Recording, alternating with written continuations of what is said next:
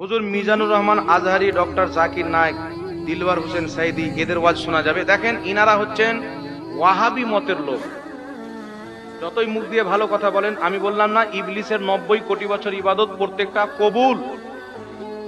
এখানে কেউ বলেন তো যে জাকির নায়েকের সব নামাজ কবুল হয়ে গেছেন, কেউ গ্যারান্টি দিতে পারবেন আমাকে?